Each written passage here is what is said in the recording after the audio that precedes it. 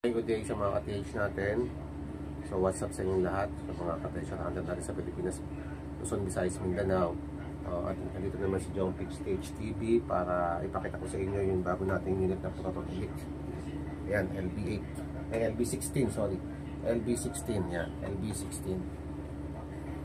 Okay, so ito po yung sensor natin, napakarami, 16 sensor. Brand new po ito mga ka-TH. So kompleto po ito, brand new po yung laptop. Ito po yung laptop.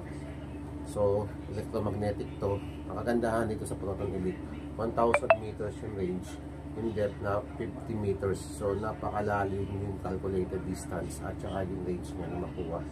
Then, maganda dito, nakakadetect po ng void space cavity at lalo na yung mga matagal nakabaon na gold, mga precious metal. So, napakaganda ito dahil nakahits na to dito sa Pilipinas. Isa sa mga number 1 ginagamit ko, Proton Elite. Ito po ay kung sino man interesado bumili ito, sadyain nyo na ako sa studio ko dito sa Metro Manila at sa Davao. Okay, so ngayon na-testingin ko. So may power bank ito kasama ito.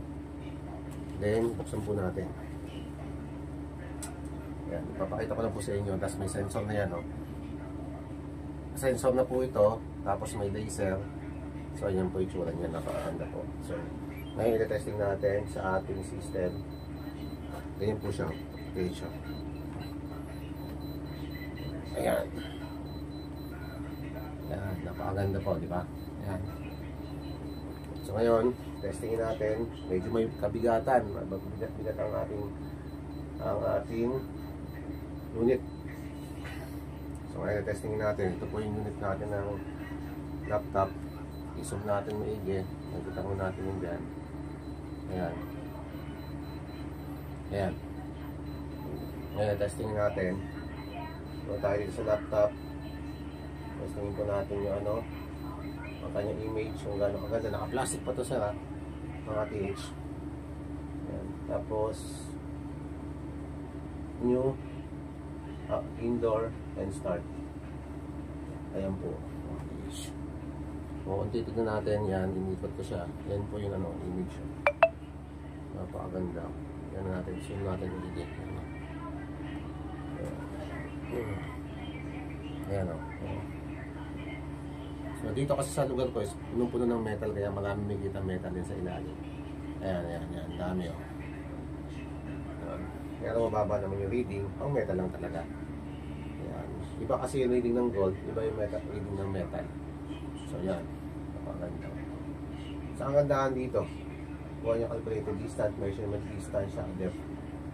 Yan, so ganyan po siya. Napakaganda.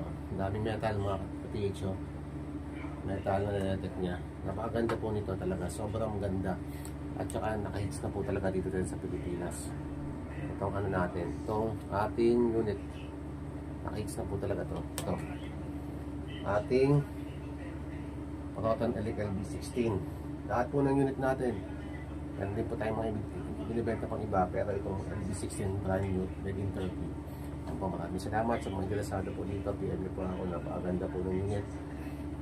PM niyo ako sa messenger ko, kaya tawag po sa number ko 0963-554-0561. So maraming salamat mga ka-TH at mabuhay po lahat.